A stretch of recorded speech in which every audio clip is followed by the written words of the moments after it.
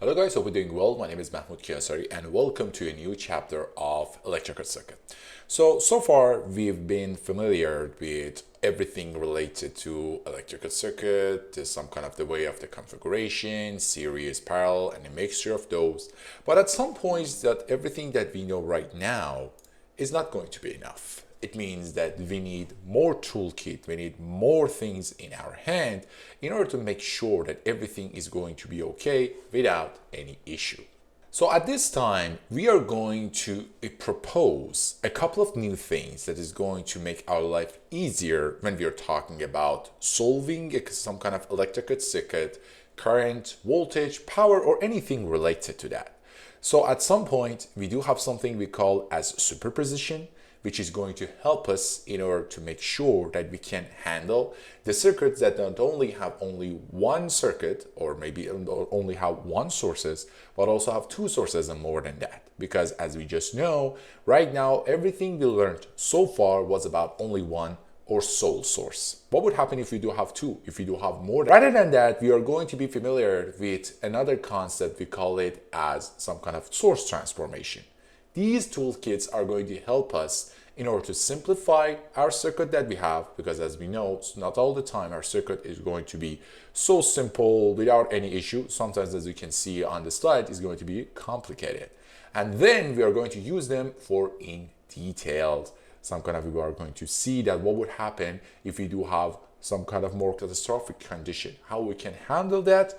That means we are going to need more and more toolkits that these knowledge are going to help us in order to reach to that point. So without further ado, let's talk about it. Network theory, the power tools for circuit analysis. So as I just talked about it, the superposition and source transformation are the way that can help you to simplify your circuit, which as we can see over here, if we do have like this, it could be so complicated. And we also can use the transformation. Why we do need all of that? Because at some point we need to handle more challenging circuits. So without further ado, let's talk about it. Again, let's talk about the limits that we do have. The very first limit that we have in our hand, especially when we're dealing with specific kind of circuits, would be this. Multiple independent sources become tedious. So the very first thing that I have to talk about is independent source. Independent source means that your normal source. You have the voltage source, you have the current source, and those guys are not dependent to any section. It doesn't matter where you connect those guys are all going to provide you one constant thing all the time. On another hand, we do have something we call as dependent sources. This means that those sources need another section or another part that decides for them. So if anything happened to that specific or side, we have to do the same thing to our dependent source and everything would be changed. So in most of the textbooks, the normal source that we know it as the voltage source and current source, which we know them at independent source would be like this, but independent sources are going to be like this. We do have a diamond in order to show them. We haven't seen them that much most of the time. The only thing that we saw right now was about independent sources, but we will talk about it, no worries. So the very first challenging section that we do have is we are going to have more than one independent source. We have multiple independent sources. It's going to be a little bit tedious. Also, we do have complex topologies that are going to prevent simple series parallel reduction. So far, we learned about series, parallel, and the combination of those. But what would happen if we do have more than that? If we do have more complicated condition, or we do have bridges that the connection between the resistance cannot be considered as series or parallel. They are going to be a little bit complicated, so we have to find a way in order to solve that specific condition. So at this point, we are going to introduce professional toolkit. What is that professional toolkit? We do have the systematic method for our circuit. We do have the power simplification methods, and we are going to have a look deeper inside into the circuit behavior itself. So at this chapter, we are going to master something we call as superposition and source transformation. These two are important because not only going to help us in order to tackle the question itself, but also leads us to the fact that we are going to learn something about the Thevenin, Norton, and maximum power transfer theorem, which is not this concept right now, but we are going to touch that. So let's start very first one, the superposition theorem. What is that? It means that divide and conquer one source at a time. Imagine that you have two or more than one source, or maybe more than 2 or 3 sources at a time, and you would like to solve that specific question. You would like to find a current, or you would like to find a specific voltage in a middle branch or any side of branch. So obviously everything we knew so far was about single source. It was obvious. We have to find the R total, we have to find some kind of the current, and again so on and so forth. But what would happen if I do have 2 sources? So I need a new knowledge in order to handle that. Or I can use a trick, and this trick is that for sure I know the specific current or voltage that I have for each component is going to be affected by each of those sources, right? So what would happen if I choose one of those sources, make another one off, find the one thing that I like based on the first source, do the same thing with the second source, and if I do have more than that, I have to do more steps, and finally I have to look at the direction. If the direction, for instance, of currents was the same, I can add them up. If they're not, I can subtract it to get them. So the whole idea is like this. So let's look at the definition. Let's look at the real terminology. So terminology would say in any linear circuit, again, we are talking about linear circuit. Linear circuit means that we are talking about resistances right now. Circuit with multiple independent sources. Right now, again, we are going to touch the independent source, not the dependent source.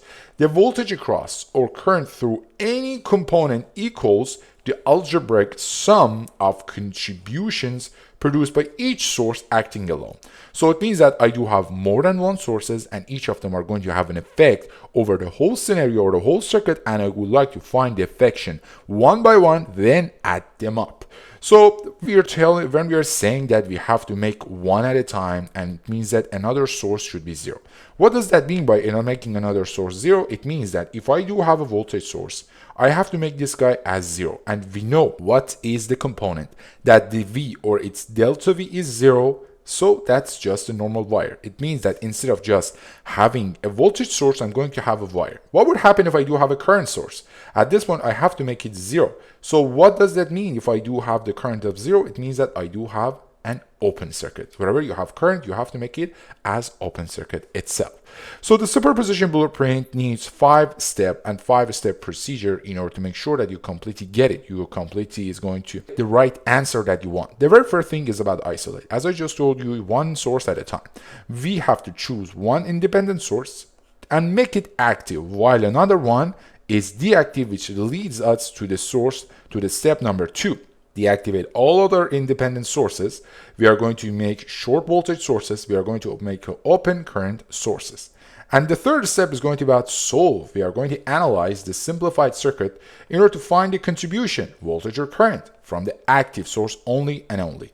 Then we have to repeat, go back to step 1 for every other independent sources in the circuit. So we have to do the same thing, or we have to repeat that one. If I do have 2, I only need 2 steps. If I have 3, I need 3. If I have 4, and so on and so forth. And finally, I have to add them up algebraically. It means that I have to look at the direction of specific voltage or specific current, and then by adding them up or subtracting them, I can find my final value itself.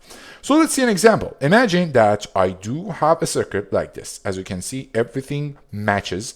I do have 2 voltage sources, one 12, another one 6. I do have 6 ohm, I do have 3 ohm, and the goal is to find I2. Obviously, you can see I2 comes out from 2 points. One point is the current. Because of the V1, I can call it as, for instance, I1. The current that comes from this guy, for instance, we call it I3 because we don't want to make any confusion. So I2 is the addition of I1 and I3. We know the direction of current is this way, and direction of current for this one is this way. So we are going to follow the 5 steps in order to find that specific value or the current that we want in the middle branch. The very first step is that we have to find the contribution that we have because of only V1. So when we are dealing with V1 means that I have to make V2 as 0. So if I make V2 as 0, it means that this guy is going to be a short circuit. And right now I would like to find the current that goes inside this middle branch that cause the fact or the first part of my current itself. How we can find it? Easy. The very first thing we have to do is simplify everything. So this 6 ohm and this 3 ohm are in parallel, right? So if find the parallel, it would be 2. In the same time, when we do have this, some kind of the accumulation of all of these 2 is going to be in series with 6. So I do have 2, actually I have 2 ohm plus 6 is going to be 8 ohm. So my current is going to be 1.5. Am I done? No, because this is the total current. For this current, I need a current divider, CDR, and I2, or for instance, this some kind of current that goes through over here, I2 would be I total multiplied by the resistor that I don't like, 6 divided by 6 plus 3. And finally, I do have it as 1.0 amp. So 1 amp is the volt, is the current that I got from the V1, and its direction is top to bottom. Let's move the same scenario for the second source. It means that at this point, V2 is 6 volt. When another source, just right, is going to be short circuit actually, like this. And then I have to do the same thing that I did before. Everything is going to be the same over here because it's symmetrical actually. So I do 6 in parallel with 3 is going to give me 2. 2 plus 6 is going to give me 8. And for the current, which is I total at this point, I do have 0.75 amp. So if I would like to find the current that goes inside the middle branch that shows the contribution of only V2 as 6 volt, I have to use the current divider and 0.5 amp. Then I do have something like this. So this point should be fixed. The one has V1 as 12 is left to right. Another one as V2 as 6 volt has right to left. So it means that I had to add them up. That was wrong. So I do have 1.5. It means that my final answer would be 1.5 amp. So the result that we found is the contribution of both of those voltage sources. So what would happen if we do have another condition? If I do have one voltage source and another one as current source. Again, we are going to do the exact same thing, but this question asks for V2. So as you can see over here, the one is going to contribute the current that goes this way. By the way, based on our agreement, when we talk about the current and voltage source, current gets inside the negative part and gets out of positive section. But when we are talking about the resistance or any other components, current gets from negative and goes out from, well, gets in from the positive and goes out from negative. So at this point, the positive negative is like this. Why? Because the current goes that way.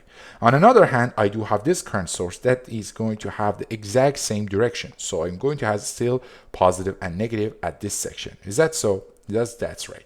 So at that point, finding the current for both of them, then I can finally find the answer that I like. So let's see what's happening over here. The very first thing that we have to take care of is the one that we have as the voltage source. As we know, the current source is going to be 0. So the 0 means that open circuit. This 12 ohm is just gone. No current goes through it. So there doesn't have any voltage. It doesn't have any effect. On the other hand, I do have 24 volt. I do have 8. I do have 4. Based on the voltage divider, it would be 24 multiplied by 8 divided by 12. So I do have at 16 volt. That's right. So let's look at this one. Actually, I did a mistake over here. So let's see if we can find it or not. So based on the answer, the V2 says that it's 8 volt. So 8 comes from where? This one, this hypothetical answer, which right now we know it's not going to be right, comes from the fact that this one got what? Got short circuit. I do have 8 ohms. And I do have 4 ohms. So right now I have to find the current or voltage that gets inside of this guy. How I can find it? Why, easily I can do that. First of all, find the resistance or total resistance of 8 and 4. It's going to be 8 times 4 divided by 12. If you find that, this guy is going to be something, right? It could be make it 2.6, right? 2.6 ohm is going to be my right one. So the total resistance of these two guys is going to be 2.6 ohm, right?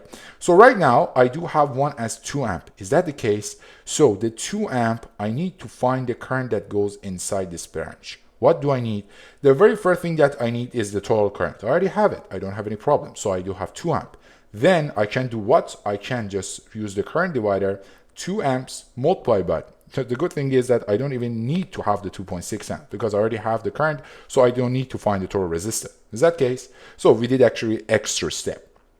So 2 would be multiplied by 4, something that I don't like, divided by what? Divided by 12. So 12 would be 8 plus 4. Is that the case? Right.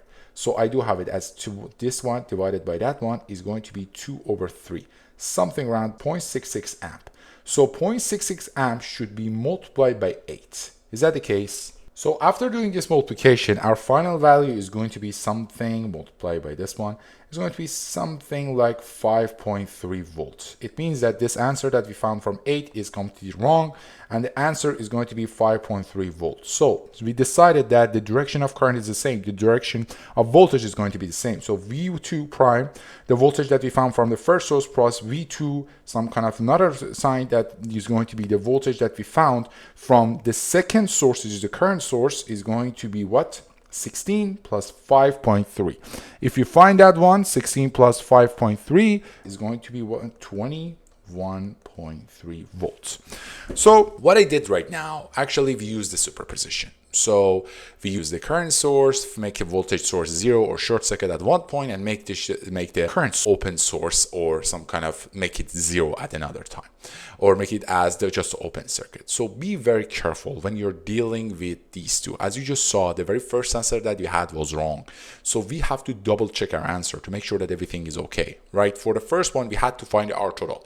But for the second one, if I was smart, I didn't even have to find the R total. Why? Because I already have the current. I don't need to do that. The only thing that I need to do is just the current divider. Find the current, then multiply by the resistor, because again, we are talking about the voltage. Try to write down anything that you see or anything that you have. Then you can simply find your solution. So there's some kind of pitfalls and somehow warnings and limitations related to superposition. If you remember, the very first thing that I told you is that we can use this superposition method when we are dealing with linear case. But power is not going to be true over that. What does that mean? Because power itself is not a linear function, and the linear function of voltage and current. It means that we do have P is Ri squared. We do have P is equals V to the power 2 divided by R. Maybe some of you would say, what does that mean? Imagine that you have a resistor and it has two contribute currents, I1 and I2. We already found I1 and I2. We don't care about the previous part. We just found it. The true power is going to be what? P total is going to be that specific resistance times I1 plus I2 to the power of 2 inside the parentheses. If you just use this, some kind of linear part for the power, and if you add them up blindly, finally you're going to have this answer. But as you can see, this answer are not going to be the same, because there's one concept that we know, 2I2 times R is missed. So at this point, you have to make sure that first of all, you find the currents, then put it inside this equation, and finally you have your final power. Imagine that I do have I1 as 2 amp, I2 as 3 amp, and my R is 1. If I just do it the wrong way, I'm going to have what? I'm going to have this one. I'm going to have I1 plus I2 to the power 2, by the way. This is the right way, and the wrong way is just finding P1, P2, and add them up, you have 13. You see that you have a problem, 50% of reduction, which is not acceptable. So be very careful about that. Another thing that we do have other kind of limitations. Again, we have to just apply it for the linear circuits, and we only can apply it when deactivate independent sources. We haven't touched the independent sources yet. It's not that kind of a big deal, but make sure that independent sources are also going to be deactivated and can be tedious with many sources. What does that mean? It means that right now we consider only 2 sources, but imagine that we do have 3 sources, 4 sources, 5 sources. If you want to do that at step, but 5 step, but one at a time, if you want to just work for one source at a time, is going to be so tedious. At this point, we need more some kind of knowledge, and we need more toolkits, and we will talk about it in future. Don't worry. So let's talk about another concept, source transformation. What is that? There are 2 ways that we can represent the same thing.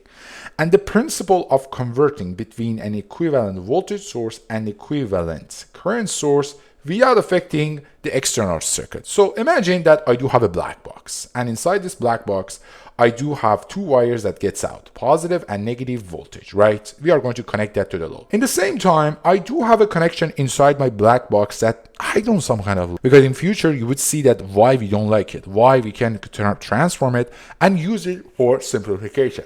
So at this point, I do have 1 voltage source and I do have only 1 resistor side by side. I can convert that guy to a current source in parallel with a resistance, in the same time that I know that RP is going to be the same as RS. V is going to be what? The I is going to be V divided by R based on the Ohm's law. Or I can do it backward, doesn't matter. In both of those cases, my output is not going to sense any changes inside the black box itself. Everything is going to be the same.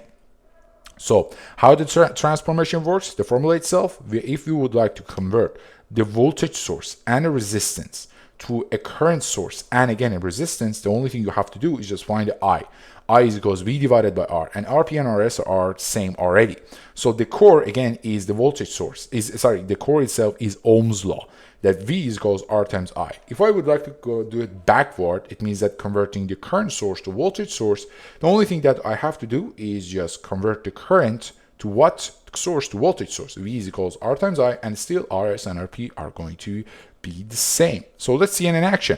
Imagine that I do have 12 volt and I do have 4 ohm in series itself. If I would like to convert it to a current source and as some kind of a resistance in parallel with that, the only thing I have to do, keep my resistance as 4 ohm, then I have to convert the voltage source to the current source by using what? I is equals V divided by R. Be very careful about the direction. As we know, the direction of the current for the voltage source is like this. So I have to keep this direction itself.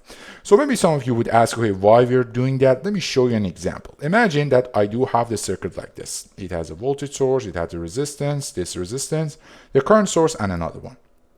And somehow I would like to simplify this circuit. So in this kind of condition, it would be better to either having 2 voltage sources or 2 current sources because it's going to help me. Both of them are going to have the same behavior. That would be better for me, right? So how I can do that? I can convert this guy, the voltage and resistance, to what? To current and resistance. It means that I have to keep that specific resistance. I have to convert the voltage source to current source. I is equals V divided by R. By converting these two, right now I do have 2 sources, 2 current sources, and I do have some resistances. I can simplify it better and faster. So again, the goal is often to convert all of sources to the same type because they do have the same behavior to enable more simplification in the work itself. So the final toolkit summary and final challenge that I do have it for you that you can solve it without any issue because we did it. So the concept, the superposition theorem is only going to work for the linear circuit. Remember that. Then the procedure is about isolate one source at a time, make another one 0, solve your question or solve this circuit based on the thing that you repeat it, and finally use the algebraic summation. Warning, the superposition does not apply to power as we know, because in the power formula either you do have the power of 2 of current or voltage. It means that you cannot simply add the P1 and P2, right? Source transformation means that it's going to be equivalent between the voltage source and series resistance and I source and power resistance. And then we do have the formula for that. I is equals V divided by R and V is equals R times I by knowing the fact that RS and RP are going to be the same. And strategy is transforming to simplify and combine the sources. So I would like you guys to some kind of work on this question. Just working on A and B would be fine. C and D would be a little bit extra. It doesn't matter. Just working on A and B. You do have the answer over here. So you can pause the video. Do it based on the way that I told you. Again, it's very similar to the very first question that we solved. So and this current goes this way. It means that by finding the current because of the contribution of any of these sources, by adding them up, you can find the final current. And then you do have your answer itself. So in this chapter, we were talking about the source transformation. We were talking about the superposition as one of the main theorem in order to solve specific, some kind of current, finding the voltage for any specific branch. So in the next chapters, we are going to talk about it in detail because as we were just talking, it has a couple of limitations. Not only is it just related to linearity, but also it's going to relate it to the time we do have more than 2 sources or if we do have independent sources. It would be a little bit challenging and tedious on that time. We do have more ways in order to solve the thing that we like. Don't worry about it, but just right now, try to focus on this chapter. Again, rewatch the video, pause the video, to do all of this question by yourself. Try to look at the final answer for the final question, and then try to find the way that you are doing by yourself. If you have any problem, just comment me down below. I would be more than happy to help you. Again, this is Mahmoud Kiasari. Thank you for watching this video. Do not forget to share and comment. That would be so helpful for me. Have a super great day, night, whatever. See you around.